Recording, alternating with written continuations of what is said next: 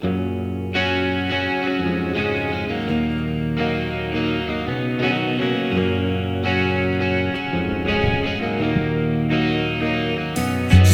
I don't know if I've ever been good enough.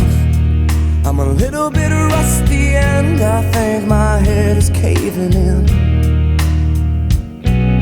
And I don't know if I've ever been really loved by a hand that's touched me, and I feel like something's gonna give. And I'm a little bit angry. Well, You like Matchbox 20? I don't know him very well. Yeah. 90s. Yeah. What's his name? Rob Thomas, I think, is the lead guy. I wasn't into them in the 90s, but I like them a lot now. So I should probably check him out more, just other than 90s. If it doesn't fall into bluegrass or country, I probably don't listen to a lot of it. bluegrass and country. All right. So we're using this song, Push, Matchbox 20, to tee up episode 53, 053. We got Preston True, the one and only.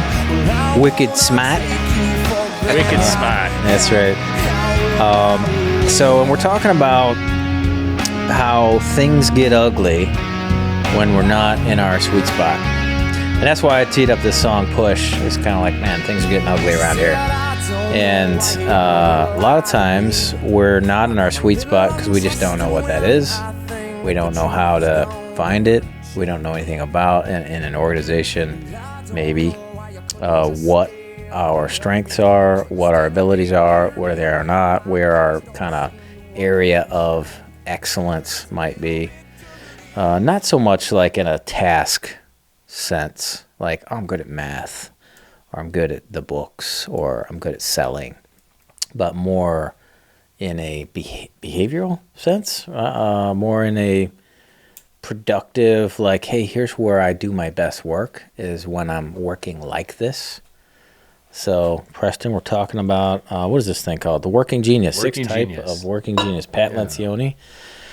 So, awesome to see you. Always love doing this with you. Well, you're one of the best. You guys are awesome. I mean, you and Shane, just thanks again for the invitation once again to be with you guys. It's just, and it's not just certainly talking about Working Genius, which is a lot of fun. A lot of fun doing that work, a lot of fun working with people with that, but just like being here and hanging out with you guys and solving the world's problems, understanding what our sweet spot might be and where it's showing up and where we're like, well, no wonder that work stinks.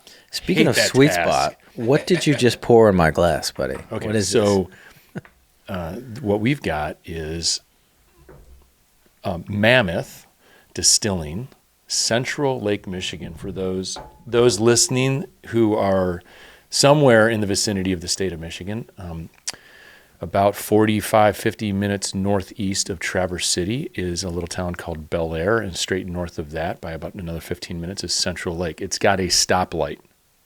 So it's a pretty big town in northern Michigan based on that.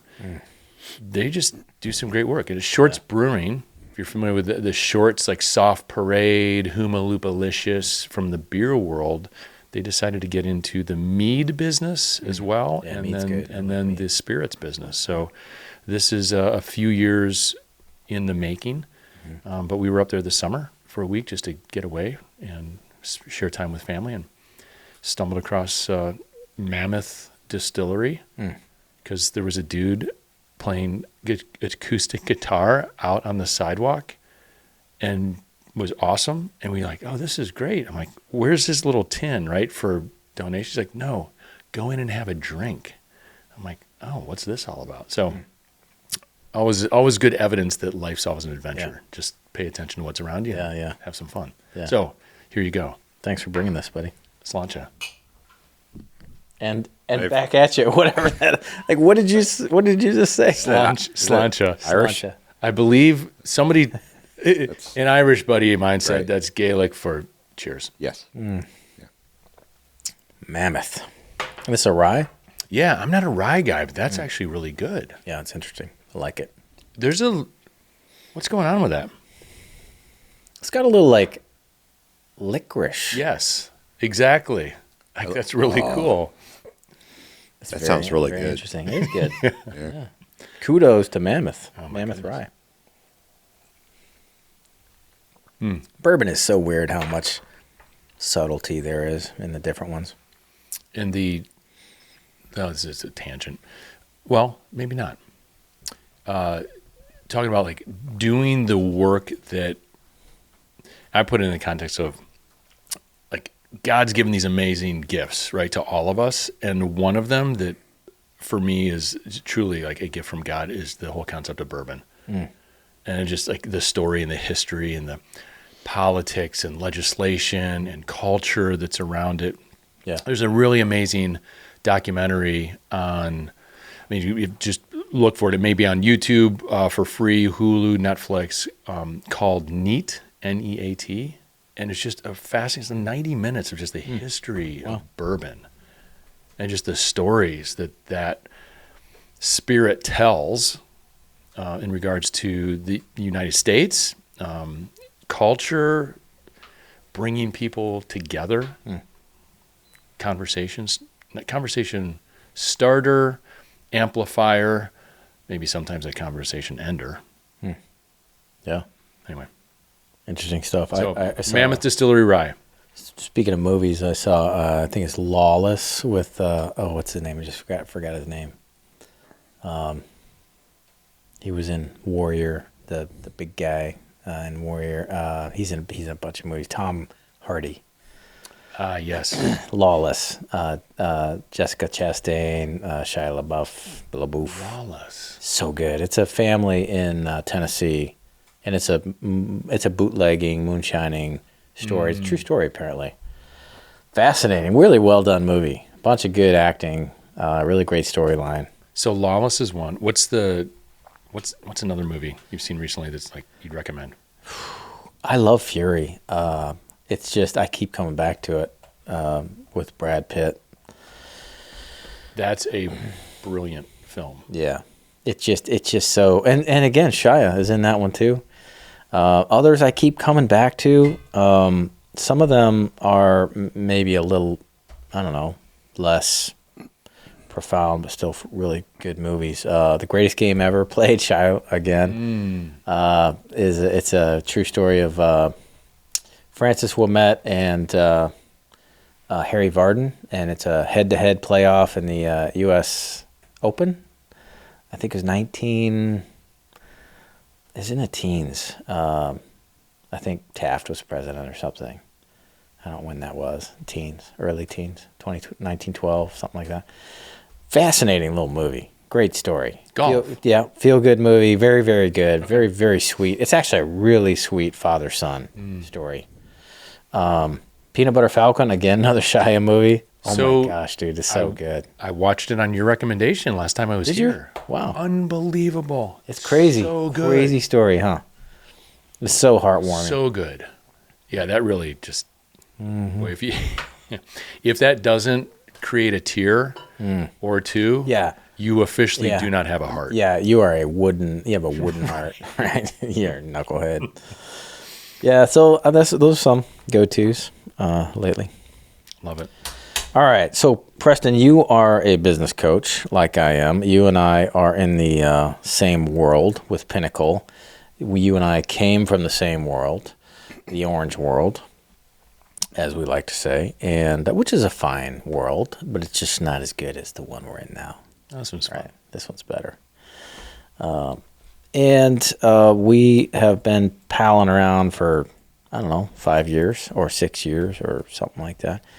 And it's so fun to share things back and forth, what we're all learning, what we're seeing, swap tools and stories and hacks and so forth. And you're just really good at this working genius thing. And that's why we wanted to talk with you today, was to get you to just explain it, how it works, what it's good at, maybe what it's not so good at, perhaps, what to pair it with, perhaps, kind of some tips and tricks for an entrepreneur. So if they're, just kind of some good takeaways where an entrepreneur and go, okay, now I know what to do with this thing, because they're knuckleheads too. Bless their hearts. I started a thing lately. I don't know if I told you this. Maybe I did. The Brotherhood of Alpha Delta Delta. I don't think you did. No. Yeah, it's a fraternity. Alpha Delta Delta. ADD. So He would have got there eventually. Yeah, he would have got Yeah. there. So we're putting out some content around the cool little quips and little funny barbs about being a card-carrying member of the Brotherhood, Alpha Delta Delta. Which actually ties perfectly into your working genius. Squirrel. Well, that's why it was a keeping us native on track. idea. Like, dude, it just came right out of me. I'm like, hey, there it is. Wonder and invention, right? Yes. Yeah.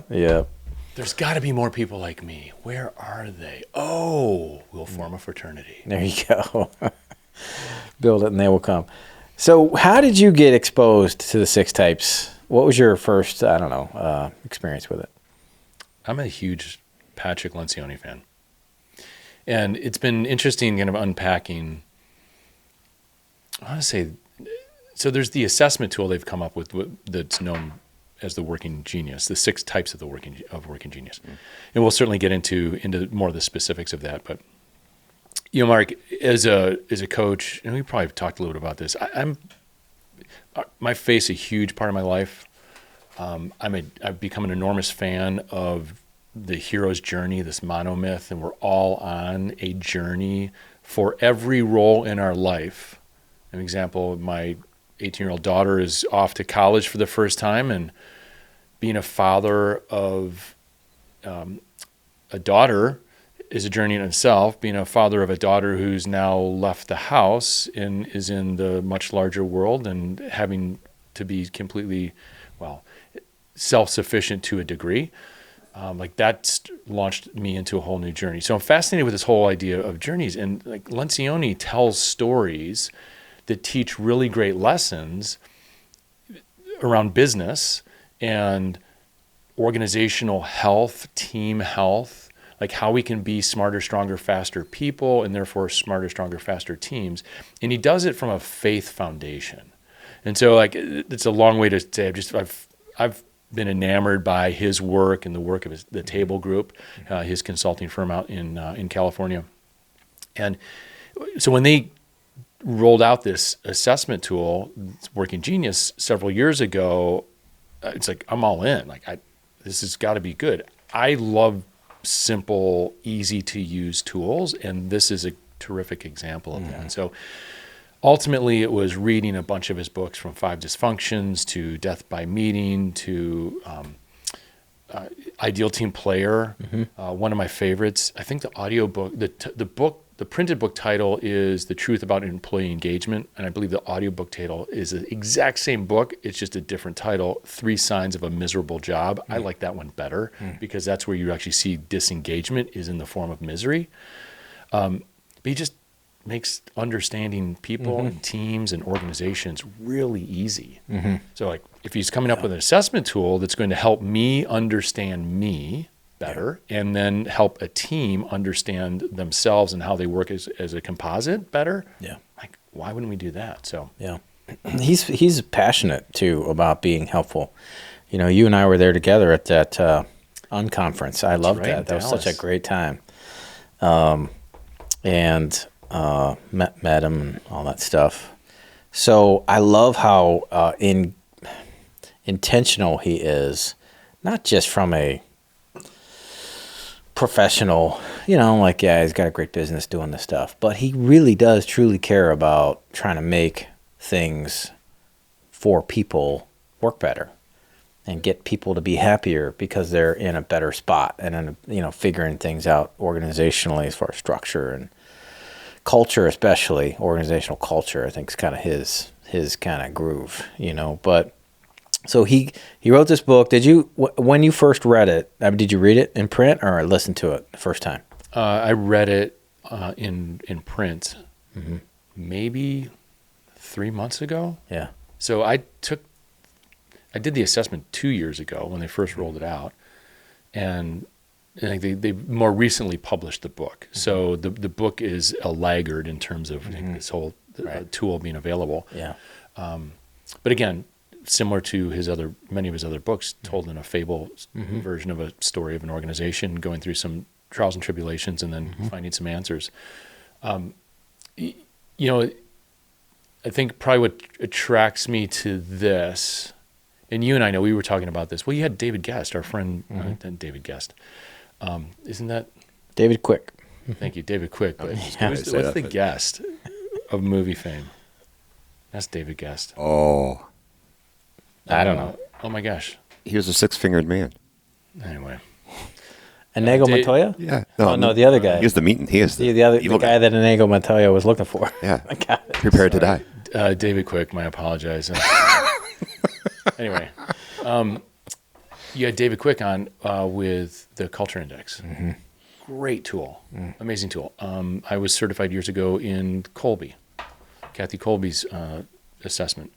There's Myers-Briggs. There is Strength Finders. There's so many. Which of those do you have some familiarity with or usage a little bit? Colby and Working Genius are the ones that I know most intimately. Okay. I've got enough to be dangerous knowledge, and some of the other ones, Myers-Briggs probably would be the next one. Okay. There's a very complex, very effective, but very complex tool called the Leadership Circle, which actually our buddy Tip Coulter is also certified in that. Anyway, the point is there's lots of them out there. They all serve a variety of purposes. I don't believe there's one best tool. There are people I've met that said, like, this is the one you need to do. I'm not recalling if they said that because of application, like for this particular application, this is the right one. But I look at it, we were talking about this before we got rolling today. One of the most important aspects, qualities, or characteristics of a leader is self-awareness. That's it. It's not like experience-based. It's not skill set-based. It's actually a characteristic, incredibly high self-awareness, where we're using humility as an example. Self-awareness means I understand humility. I understand when I should be humble. And then self-awareness also means I understand there are times when I should not use humility. I need to be more forthright, perhaps more, not necessarily proud, but firm in my position or my belief or the direction that I'd like to take an organization or team. You're just saying that I know how to dial it in. And that's where this tool, I have found a lot of simplicity and ease in using self-awareness, because that's all it's doing is presenting an opportunity for self-awareness through these 6 types. And inside of the 6, there are 2 that Lencioni calls your working genius. There are 2 that he calls your working competency. And there are 2 that he calls your working frustration. There's no opinion with this instrument around capability. In other words, there is an opinion about capability. The opinion is everyone is 100% capable of all 6. So my working frustrations don't mean that I suck at those things. It means that's not where I'm going to spend my time. In fact, I might actually work to avoid that kind of work or engaging in that type of activity. So it's not about inability so much as preference or energy or life-giving or happiness or sweet spot. So Table Group puts it in 2 domains, joy and fulfillment. Okay. And again, it goes back to, there's a lot of, Strength Finders is a really interesting tool, but I've always been fascinated that I cannot remember my top 5. I literally can't. And I've seen it a bunch of times. I can't remember it. I have to pause with my Colby. I have to really pause and can actually do some research. Like, what was my Myers-Briggs profile? Yeah. Working Genius, from the moment I took it, like, I know, there it is. It's 2 of them. And the other 4 fall in some other domain that I probably should organize my life, my role, my work, organize myself around a team to have other people engage in those 4 other things. And so I can focus on the 2 that work best for me. But coming back to that concept, and again, I don't want to assert something that doesn't do it justice, but joy and fulfillment are 2 human experiences that are so deeply ingrained in all of us. Like, who would not want to be joyful? Who would not want to be fulfilled? And especially in the world of work. So work being defined as activity that delivers value in project form. And I will make an argument for a while with anyone to say everything in life is a project. I mean, getting married and being married and staying married is a project. Having kids and raising them is a project. Starting a business is a project. Us being together today and a podcast is a project. Like, there's nothing in life that can't be packaged in project form, which means there's a start, a middle, and an end. Like, if you can understand how you engage in executing, if you can understand your most valuable role within a project context, you're actually going to experience more joy. You're going to experience more fulfillment. And if we turn that into equation, joy plus fulfillment equals productivity. Like, that's the tool that Lencioni came up with. Yeah, that's a good one. I wrote that down earlier when we were talking before we started. I wanted to ask you about that. Joy plus fulfillment equals productivity. And I would say you said more joy, and I would argue that just joy. Like, it's you're joyous or you're not. And I'm like, man, it'd be nice to be joyous, right? To just have it. Seems to me that, and fulfillment, same thing. Like, man, are you fulfilled? Would you have that satisfying, like, it's like Miller time, or Right. like those commercials from the 70s, 80s, whatever, I remember as a little kid, I'm like, oh, that looks fun. After work, you just kind of like kicking back with your bros, and drinking Miller time. And Miller is, I think it's the most awful beer. And it's one of several awful beers, I think. But Miller? yeah, it's not so good. I remember growing up in Chicago, the old Milwaukee commercials. Oh yeah, dude. Yeah. Don't get no better than this. I'm like, that has always stuck with me. I'm like, well, of course. Like, if you're experiencing joy and fulfillment, it does not get any better. That's right. Than that. Yeah. So dad, not to equate Working Genius with old Milwaukee. Right. And old Milwaukee I don't think is all that great either. My dad would stuff a 6-pack of that in his workbench, and we would find it and sip on some of it, and like, man, that's nasty. Why are you drinking this? It's got to be, like, we tried to force it down. It's like, well, there must be something about this, but it sure tasted terrible. Well, I think what you missed out on was you needed to pop it in the microwave for about 17 seconds to warm it up a little bit. It's much better. Really? Come on, buddy. I can't tell if you're kidding me or not. And it sounds even worse. Oh, wow. All right, so Lencioni pumped out this work here. So what are the 6? First of all, just go through the 6 types of working genius. So I'm going to put them in the sequence that they put them in. It actually spells the word widget. Really? WIDGET. Did he do that on purpose? I'm not sure. Possibly. Wonder is the first. So, as well, to give context to the sequence, remember a moment ago we talked about everything in life is a project. So there's a start, there's a middle, and there's an end. So when you engage in a project, one of the first things that typically happens is there's a level of curiosity about how could we be better? Just asking questions. How could we be better? Is this the best we can be? Why is this happening? What might be next for us? So when you think of the concept of ordinary worlds or status quo, wonder is going to challenge that by just being curious. Wonder doesn't want the answer or solution. Wonder wants the curiosity, wants to ask the question or reveal the opportunity. Every project starts with something about status quo is not working, because if it were, we would not launch a project. Invention. So the next step in this 6-step sequence is inventing an answer to questions or a solution to the problem that wonder asks or presents or reveals. So those with the genius of invention love to actually invent or develop, come up with novel ideas, a new way of doing things, answers to questions that help us move forward. The next is D, or discernment.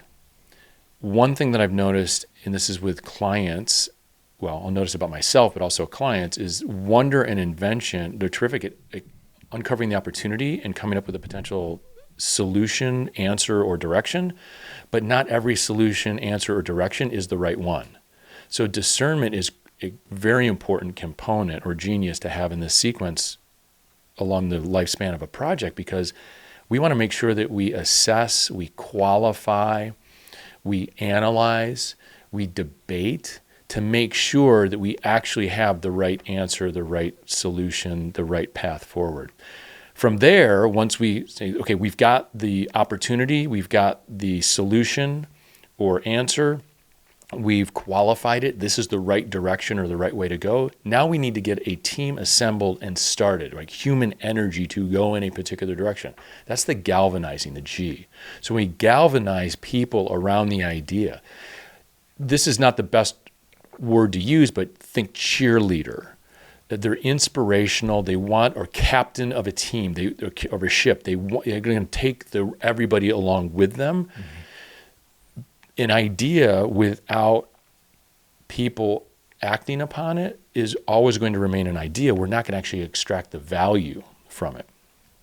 The next is E, or enablement.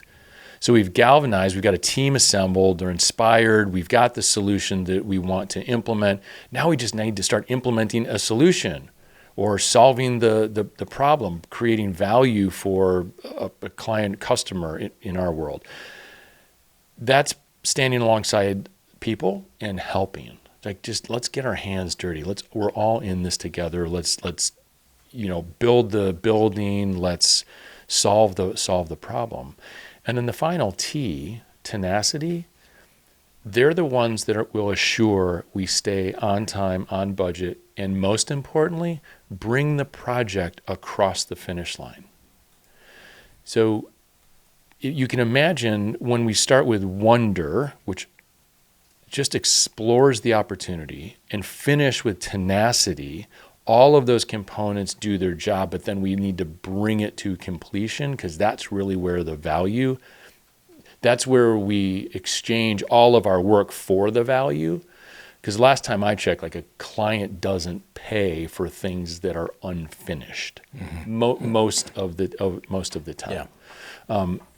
Or projects remain open and therefore don't actually deliver the value they could if they're left open in some fashion.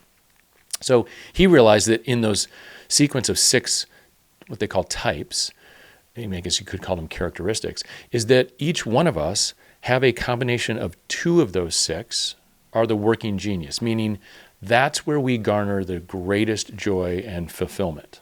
And if we go back to that equation, joy plus fulfillment equals productivity, we can assume that we're going to be most productive if we spend our time and our energy and our focus in our genius.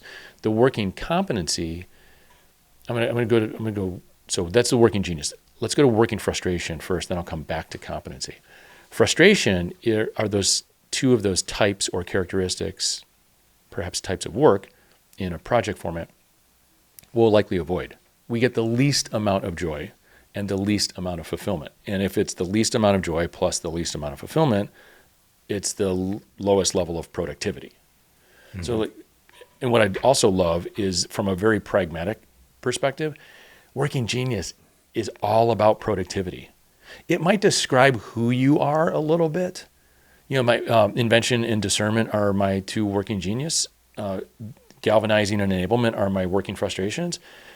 It doesn't say, like, well, Preston's a great problem solver, that's who he is, versus he's not a real great people manager. Like, I'm neither one of those things. I'm just Preston.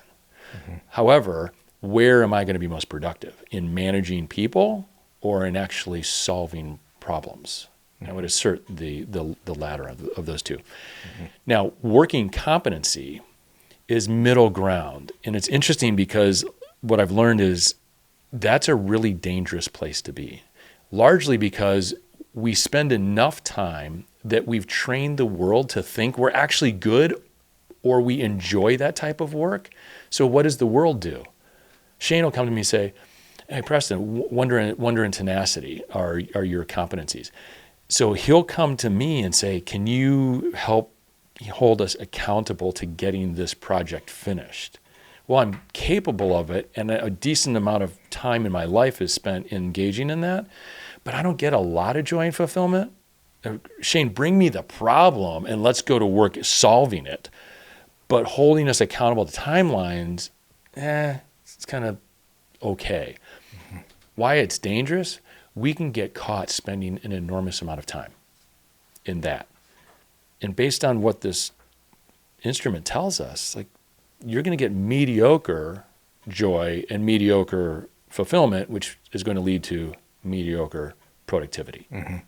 So if we bring everything back to productivity, like, why would I not want to set myself up, or you, Mark, or you, Shane, to be most productive? Because that's how ultimately we're all going to deliver the most value. Yeah.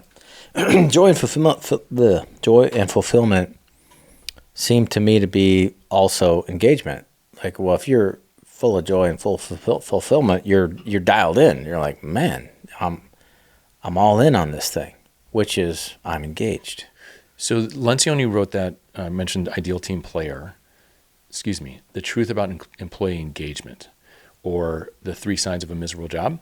And in that book, it asserts that there's three signs that someone is disengaged. The first one is irrelevance. Someone just does not understand how their work plays into the larger value of what an organization is working to accomplish. So how do we get people more engaged? Well, it's just the opposite. Let's help them understand the relevance of the work that they're doing. Anonymity is the second one. They're just not known. It's almost like how many people you're driving up and down 4th Street, if you will, and like you notice there are people on the sidewalk, but you have no clue who they are. Like, they're somewhat anonymous. They're there, but they're not known. People are disengaged because they feel like they're not known. They're not recognized. So what's the opposite of that? Like, recognition. You actually know, you appreciate somebody for who they are.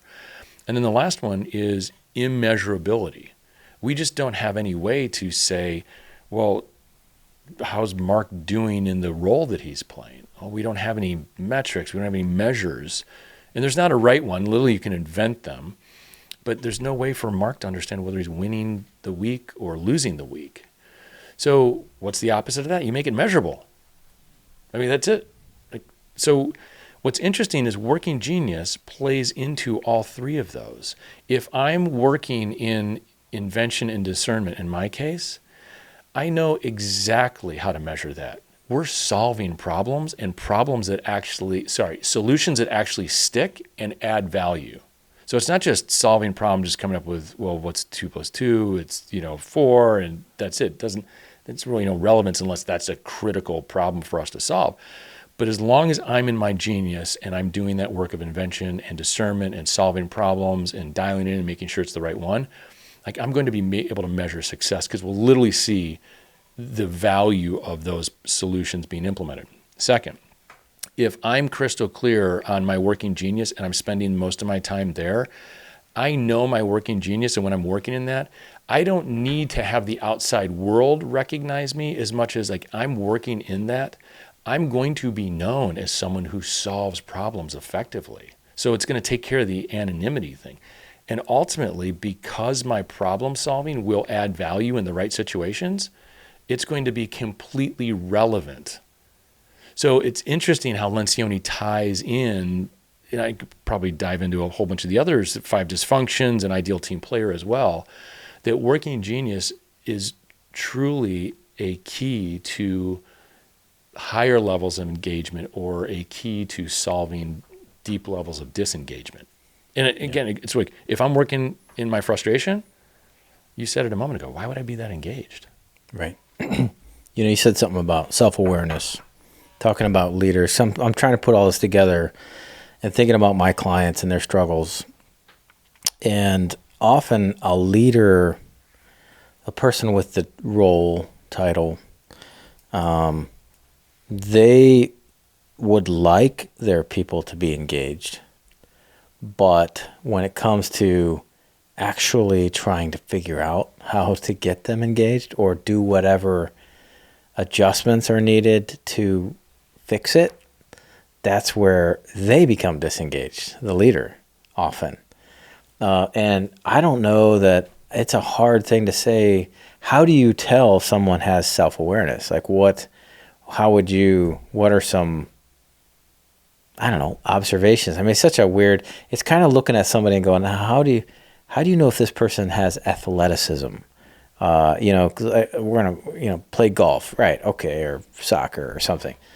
Well, you ought to start with some athleticism, and if you don't have any of that, you're going to be in trouble no matter what clubs or what shoes or what coach or what field or what, training modality, right? You're starting off with a lack of ability right from the get-go. And I agree that self-awareness is a non-negotiable in a leader.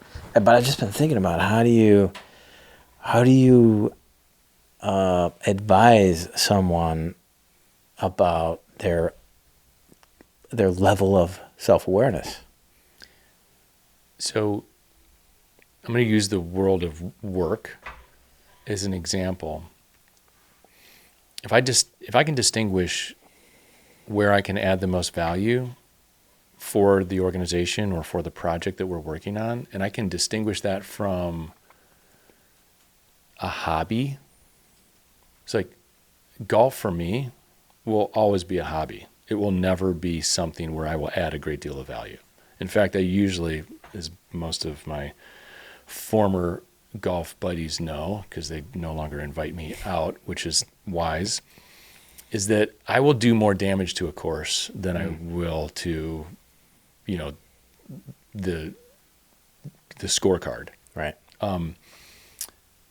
Golf's always going to be a hobby. Yeah.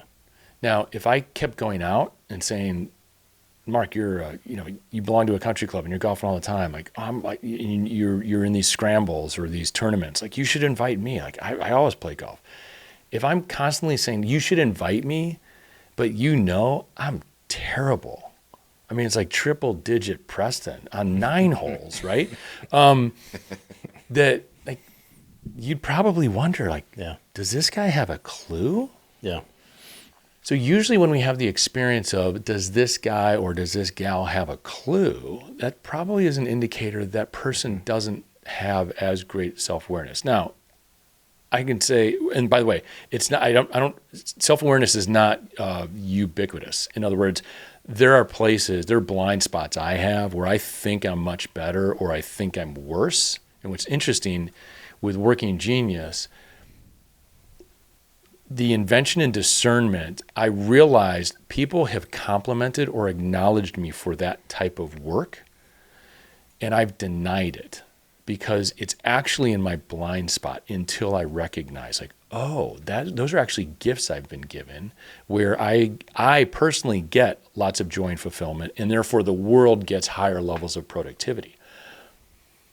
That awareness, so then again, that's another example of like the lack of self-awareness was if I'm denying the acknowledgement or the compliment, or I'm denying working in a role that's better suited for my genius, then I'm probably practicing a lower level of self-awareness. So let's bring this all back around to something more practical that we see on a regular basis. You're with a leadership team, you're in a quarterly planning session, and you're reviewing some form of an organizational chart, an accountability chart, and you realize one of us in the room is not in the best seat. Like, we're actually would add value in a different seat, maybe a different functional area. And there's a level of resistance from that person when we have that conversation. In other words, they're unwilling to look in the mirror and say, you know what? Based on my performance or based on my levels of engagement or joy and fulfillment, you're probably right, Mark. That might not be the best seat for me. And by the way, I'm actually interested in all of us winning. I mean, I want to win personally, individually, but I realize that there's greater chances of that happening if I help the team win. So why wouldn't I say, let's switch over from the finance seat to the sales seat? That's a much better fit. Like, I want to problem solve there versus flail or do the work of the financial part of a business over here. Yeah. How often have you seen somebody be, or how often are they not receptive to that conversation? Everyone has a reaction. So there's always a reaction 100% of the time. In terms of receptive, I'm going to translate that, Mark, to a willingness to listen. Because I think acceptance actually takes some time. It's probably less than half. It's not distant. I mean, it's like 45% of the time. Yeah. That somebody says, I get that. As long as you can make the evidence clear or have a clear, like, hey, here's what we're trying to do, or here's what this seat needs, or here's what a win looks like last week for this function or for this part of the business, for this market, for this whatever client. And that's why this tool becomes so powerful and useful in conversations like those, where we can step back from it and say, well, we got a director of sales seat. What are the geniuses that would be most appropriate for that seat? Probably galvanizing and probably invention, because we need to bring people along and we need to come up with solutions quickly. Don't necessarily need to discern whether they're the right or best solutions in the moment. There's another step that takes place. But in a sales role, why wouldn't you want someone who inspires others, who says to a prospect, let's go, let's do work together, or we can solve your problem. Here's some examples of how we could. That's the invention piece. And then you're talking to somebody who is an ET, enablement tenacity. I'm like, no wonder they'd struggle in that role. So when you look at it, it's like your gifts are misaligned with the role. The thing is, your gifts aren't misaligned with the organization, they're misaligned with the seat. So let's talk about what's a seat for which your geniuses would be better aligned. And perhaps it's the sales manager, where you're actually more in the work of doing things, you're holding the salespeople accountable. So now what we just did is, it might, on an organizational chart, it would certainly be what we might term traditionally a demotion, but let's take the hierarchical, authority, title-based definitions of organizational structure out of the conversation. Let's put it in the context of, let's get people into seats or roles in which their levels of joy and fulfillment are highest, because they will be most productive and they will be joyful and fulfilled. And we even had this conversation before we started about compensation. What was it about? Like money. Yeah, it doesn't work as well as we think. Right. Yeah, this is from Predictably Irrational. Dan Ariely, he's talking about social norms versus market norms, and how we decide to do things, how we're motivated. And Dan Pink, Drive, is a great book around that too. And this is from a number of his studies, this Dan Ariely. Money, as it turns out, is very often the most expensive way to motivate people. Social norms are not only cheaper, but often more effective. And he's saying social norms are things like, we love who we work with, we love our clients, we love the kind of work we do, we care about these folks, we have a personal, it means something to me personally when I treat you good and you treat me good. And those are, it's like being helpful, having good character, that sort of thing.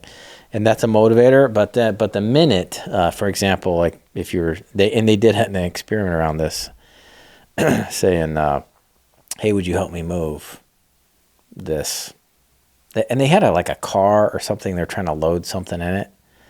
And they would ask people, hey, can you help me load this thing in there? And they're like, yeah. For $1? And they're like, no. And it flipped the whole thing once you brought in the financial component. They had a number of other experiments like that. But people want to be nice and they want to be around people they like. And again, joy and fulfillment, and there's something really sweet about helping people. Years ago, when my kids were little, we would have, every once in a while here in Northeast Ohio, in our part of the world, we'd have these epic snowstorms, 2 or 3 feet of snow, right? And I would get the kids, and a couple of them, I have 5, I'd get a couple of them in the truck and 4-wheel drive and tow straps and stuff like that and shovels. And we would go out and just prowl for people that were stuck and would drag them out of the ditch. And it was so fun. And it was just, so the kids loved helping and the people loved being helped. And I just felt awesome at the end of the day. Man, I got to help all these people. And there's zero money involved. It's total joy, total, satisfaction, if you will, or fulfillment. And the minute you kind of say hey, let's go try to make $100 towing people out of the ditch, it's well, no, that just sounds dumb. This concludes part 1 of our interview with Preston. Please join us in episode 054 for part 2. Thanks for watching and listening to the Business Broken to Smokin' podcast. And make sure to click subscribe.